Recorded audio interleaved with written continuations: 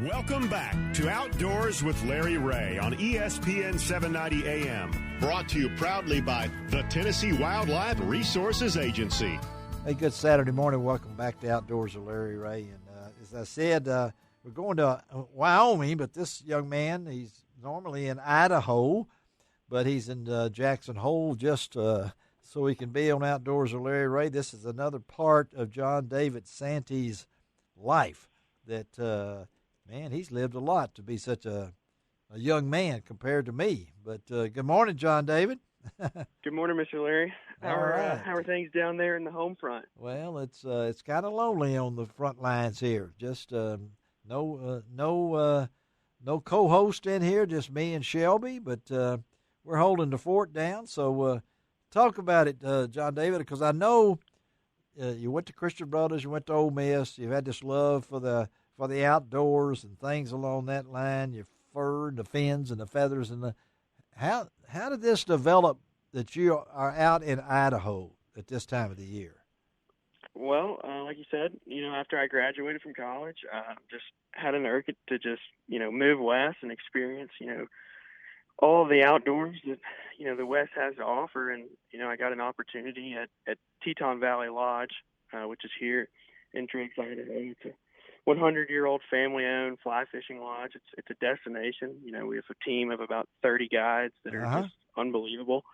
It's a family atmosphere, and it's a team place. Everybody works with each other, and it's a pretty unique atmosphere for a fishing lodge. So that's sort of what brought me out here, is guiding fly fishing. And while doing that out here, I've had the chance to really dip my toes into Western hunting, especially in the last 3 or 4 years. And yeah, it's quite different from back home, but it's such a challenge, and it's unique in its own way. And it's once you experience it, once or twice, it's like, wow, you gotta do it every year.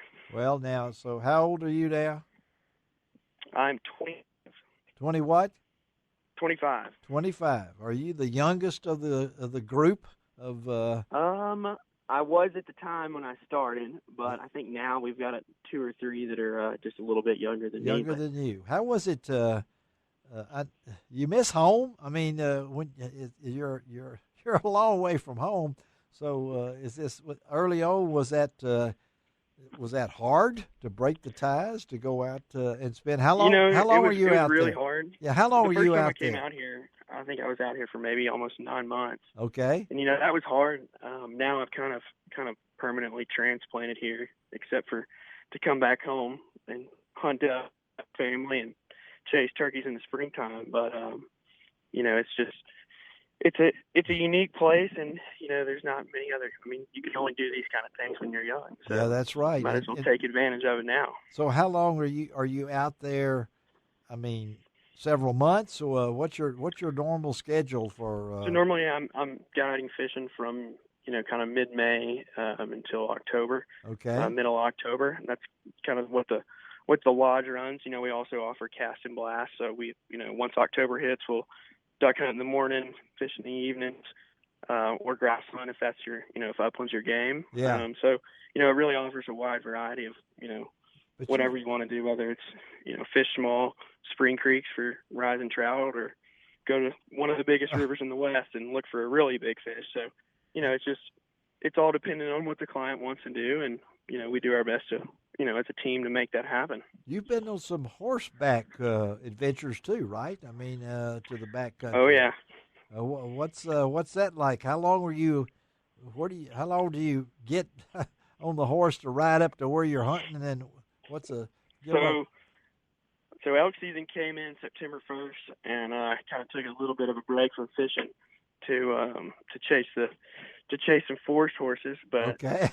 Yeah. So we left, I think, 2 days before the season started, and we rode, myself, my good friend Matt, and our guide Ty. We went into the Teton Wilderness, kind of outside of Jackson a little ways, and we rode about almost 18 miles into camp. Just to camp. 18 miles. So, okay, you camped. We were averaging, 18, 20 miles a day and on horses, and, I'd say 5 or 6 miles, maybe 10 miles a day on foot. Okay. Some of the roughest terrain you can ever imagine, but grizzly bear infested. But there was plenty of elk, and we didn't get one, but we had some pretty incredible encounters. I bet you did. Yeah. And since then, I've been able to come back to Idaho and actually hunt my own tag, and I think I've hunted 2 nights now. Okay. And both nights I've called bulls in 1 to 20 yards and 1 to 30 yards, and just the stars didn't align. It's like turkey hunting, but way harder. It's the only way I can put it. We're talking to John David Santi from our own from here. I grew up in this area and went to school at Ole Miss and everything. And he's so you're basically based in Idaho. Where in Idaho? So I'm based in Teton Valley, Idaho, which is just over Teton Pass from Jackson Hole, Wyoming, about 20 miles. Okay. So it's kind of like right where Montana, Idaho, and Wyoming all meet, kind of right outside of the Yellowstone ecosystem. I was pretty close to there last year when I went to the Glacier National Park in some of the areas, and I know it's beautiful, beautiful, beautiful country. And so what's the weather been like out there? I understand during this past week I saw where it went from warm to winter all of a sudden. So what's the weather been like? Yeah. Well, I started out that hunt in Wyoming, and once we got into high country, it was snowing. It was snowing. Yeah, okay. Progressively through that week, it warmed up, but here in the last day or so, I think as most folks have seen on the news, the West has gotten a surprise storm here in September, but it's brought fall on quickly. I think we got a couple inches the other night. Yeah, well, which it's unusual. Makes things interesting as a Southerner, but you got to embrace it. You got to embrace it. And I know you're doing what you love and everything. So, hey, thank you, John David, for being with us. And as soon as you you ready for duck season? You optimistic? I think we're going to have a good duck season. I do. I think it's going to be interesting to see what the bans in Canada have an effect on our seasons down here. And yes, yeah. It's going to be an interesting year. I think there's going to be more hunters in the woods than normal, and looking forward to it. So when you coming home? Challenges. When you going? I'm going to come. I think I'm going to come home for opening of Arkansas rifle season, and I might actually see you. Well, given that the CEOPA conference happens, I don't believe it's going to, but maybe we can catch up when I get back to town. Yeah, let's do that. And when you get back, John David, thank you, buddy. Be careful out there. All right, thank you, sir, Mr. Larry. Have a great day. You're living my dream. I just wished I was at 25. No, I don't want to be 25 again. I'm sorry. All right. Thank you, buddy. We'll talk to you when you get back. Yes, sir. Have a great day. Thank you. All right, John David Bye-bye. Santi. What a life. Being a guide, a fishing guide, on the great rivers of Idaho, and he's at Jackson Hole. I don't know of a radio station, outdoor radio program that can go from Boyd Duckett to Catfish to Wyoming in a short period of time that we've done. So appreciate doing that. And John David, you can probably Google him, John David Santi. That's Santi.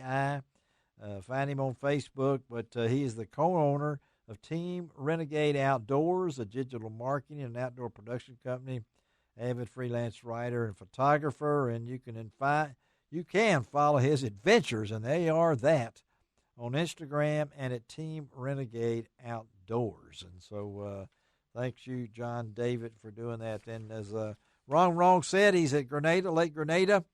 We'll try to get Ron on next week with a winner from the American Crappie Trail event at Grenada.